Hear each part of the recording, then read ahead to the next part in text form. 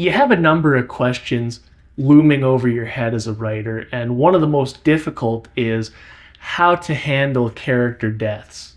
If you do it wrong, your most touching and emotional moments will fall flat, and your audience might be so frustrated that they drop your story altogether.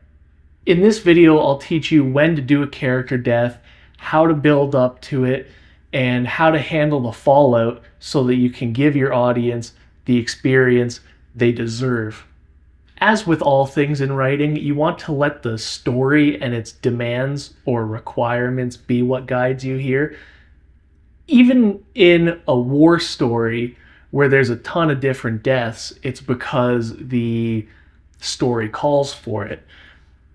In other stories, you might only have one throughout the whole entire book or script, whatever you're writing, but each of them means something, each of them are called for, and each of them are required.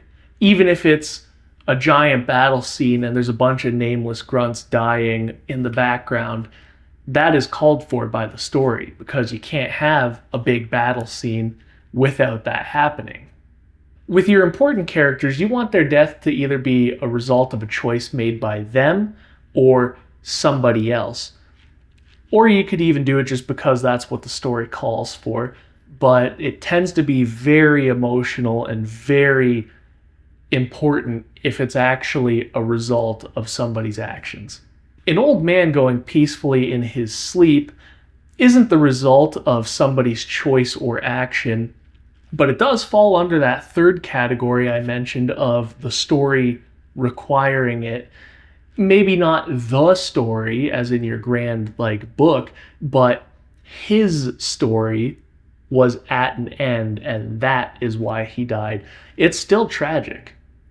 Above all else, make sure you don't kill a character just for the sake of it, but also don't brute force their survival either.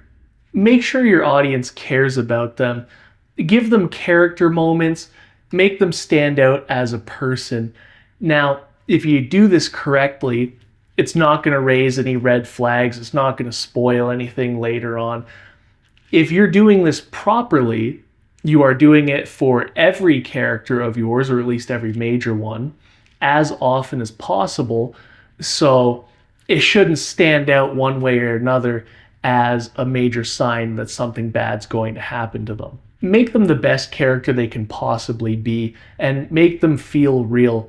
They have their own motivations and aspirations, their own wants and needs.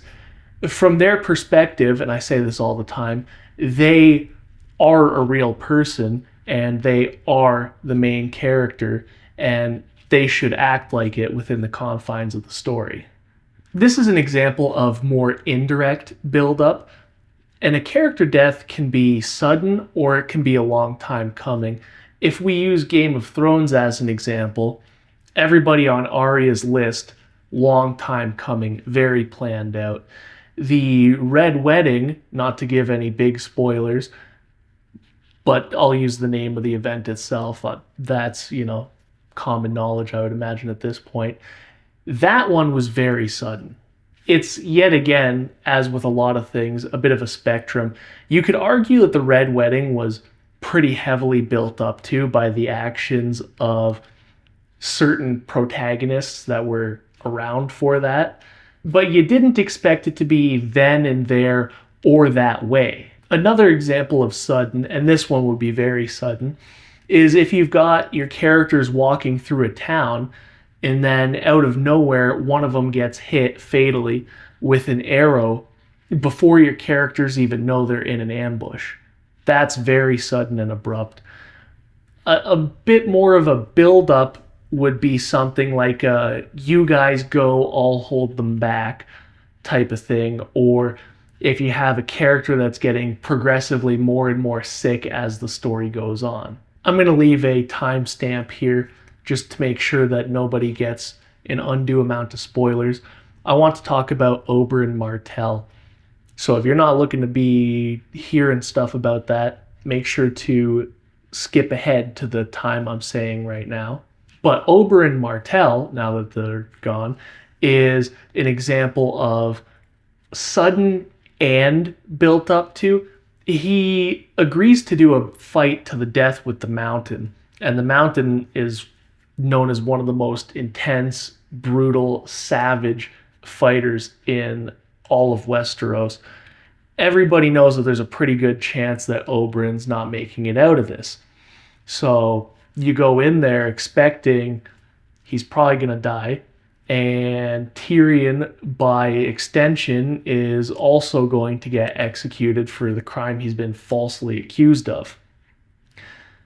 And yet, here's what makes it both sudden and built up to. We go into the fight, and Oberyn absolutely outclasses the Mountain in every way, just absolutely styles on him and makes him look like a nobody. He's twirling around, he's not even able to get hit, really, I don't think, for the most part. And he has the win, he secures the victory. The only thing that causes the issue that leads to his death is the fact that he relishes in his victory and gets too cocky about it, and he's too arrogant. He considers he sits there and considers the Mountain not enough of a threat to even warrant any level of care or distance. And so he ends up dying because he's still within the range of the Mountain. The Mountain is still strong. He's able to muster up a little bit of strength and speed, catches him off guard, kills him. Even after everything seemed like it was completely won. That's where it turns away from built up to and then into sudden. But at the same time, it was still built up to. It can be both at once. That's the thing with writing and art in general. Nothing really fits into a very, very specific category a lot of the time. That is also a commentary and a lesson, but I don't think you should necessarily concern yourself with that. Just set up the death, whether directly or indirectly, and even if it's for a sudden one, set it up behind the scenes and go through with it if it's what the story requires of you. Now, how do you handle the fallout? You show how the characters react and cope. It should be a big thing for them. It should really matter. But don't be melodramatic with it, right? Make sure your characters are reacting in authentic ways that are true to them.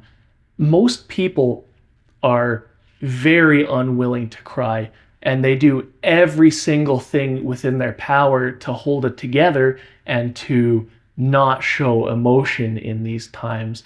The struggle is where the magic is, and the subtlety too, right? That way you get to show the whole entire process of it and how hard it is for them, instead of just making them cry because the director said, okay, cry now. If they do cry, it should be because they did every single thing they could to stop it, like I said. And it should be the toughest fight they've ever had, figuratively.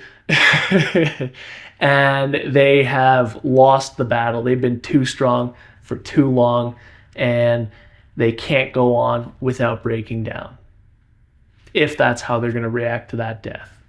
These characters, the ones reacting, should also be well developed, and the death should mean something to your audience, but the ramifications on the other characters should also mean something to your audience, because any viewer or reader should really care about everybody who survived and what this means for them.